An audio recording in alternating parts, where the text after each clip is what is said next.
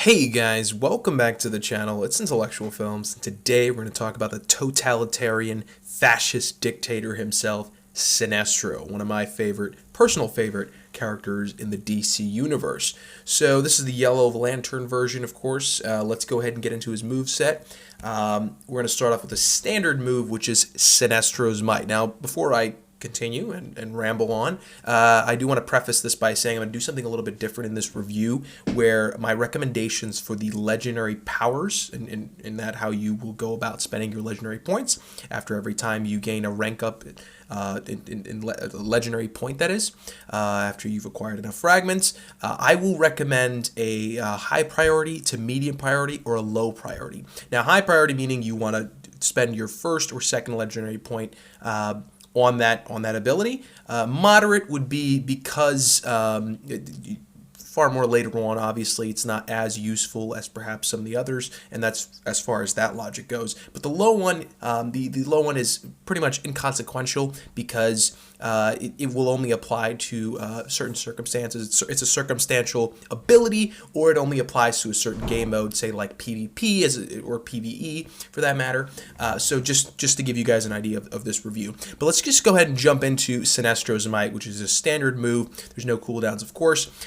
Damage and applied to infinity resistance down to an enemy. Of course, if you guys don't know, affinity resistance makes the opponent more vulnerable to damage from, let's say, if they're if they're a physical character or a mystical character or energy character, depending on how the affinity bonuses, whatever affinity bonuses you granted, you're likely to do more damage, which is fairly helpful on an enemy that is very tough to get rid of on the match. His legendary ability grants him Purge 8 buffs if the target is taunting. Now, as you probably noticed right away, this is a very circumstantial legendary ability. So I will say this is a very low priority move.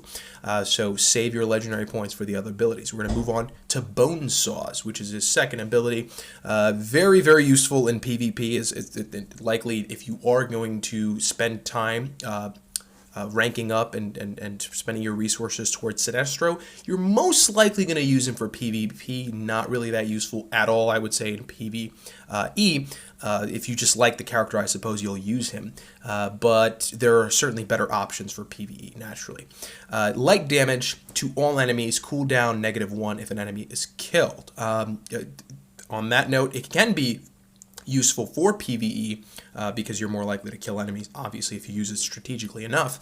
And then damage, the legendary ability is damage plus 70% if the enemy has a shield. Now, of course, everyone can notice how useful this can be in PvP, given that the majority of teams you encounter are using Green Lantern as the leader. So I have no doubt in my mind that is going to change as the game progresses and as we gain new characters. There are certainly better characters to place, but for the time being, where we are now in the game and the meta and whatnot, that is the best defense. That is the line of defense that a lot of people set.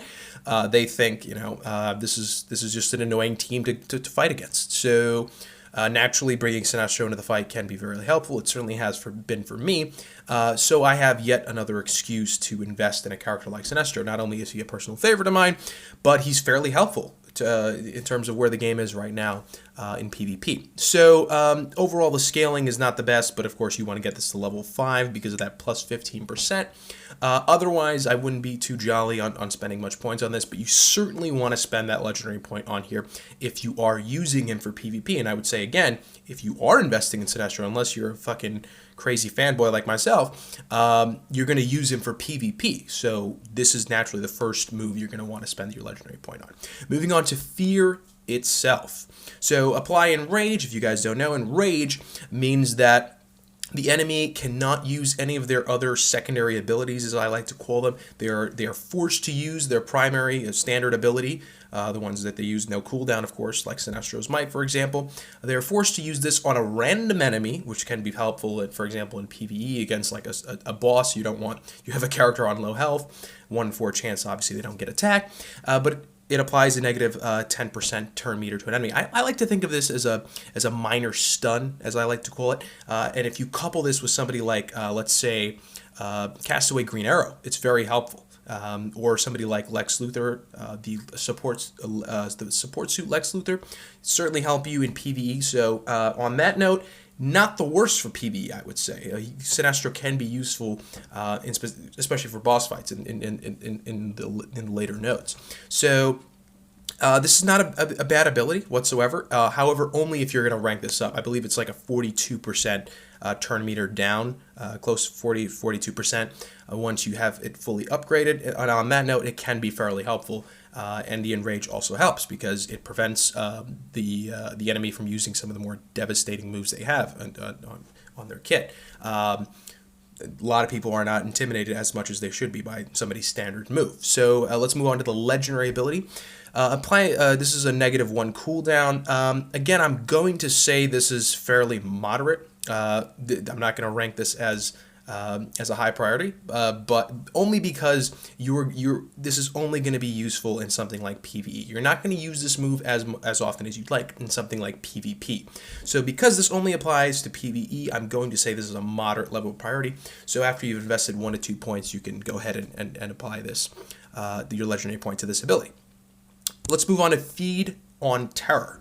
So passive ability, it's not an actual move, it's just a passive here.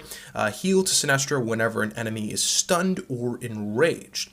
So obviously this works a lot better on if you have a team that revolves around Sinestro, in that the team is a stun team or enraged team. So if you have somebody like Bad Jester, Harley Quinn, Green Lantern, Hal Jordan, Green Lantern, naturally.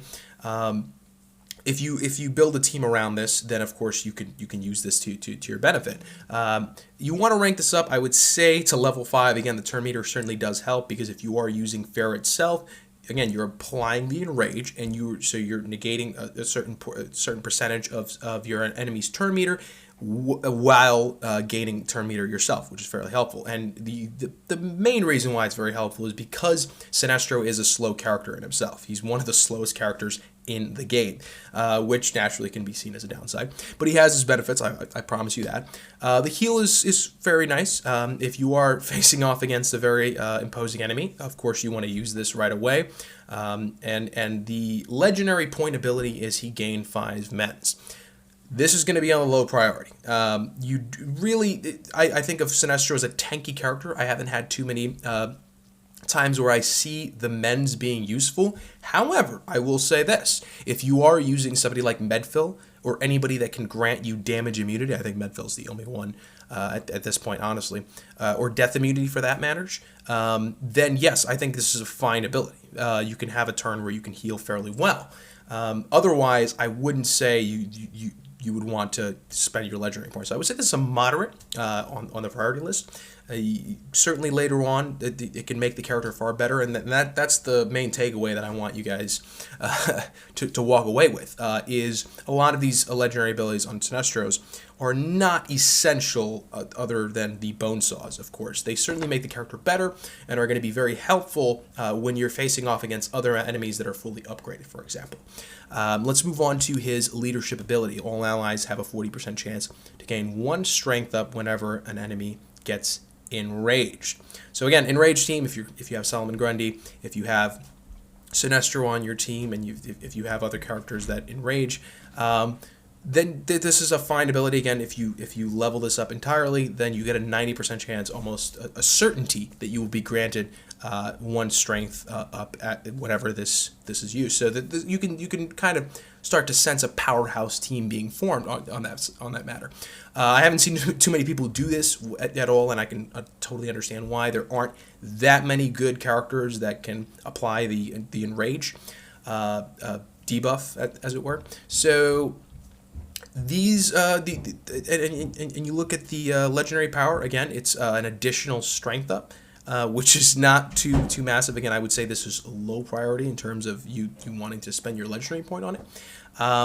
And that is essentially it. I only say this because it would only apply to Sinestro if you are building a certain team around them. And even with that, I don't see this being particularly effective in something like, let's say, PvE. I only see it being effective in PvP.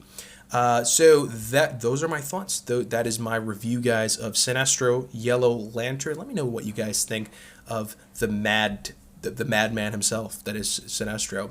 Are you familiar with the character? Are you a fan of the character? Have you invested your resources in him? Let me know in the comments section below. I hope you guys enjoyed this video. And as always, I will see you guys soon. Cheers.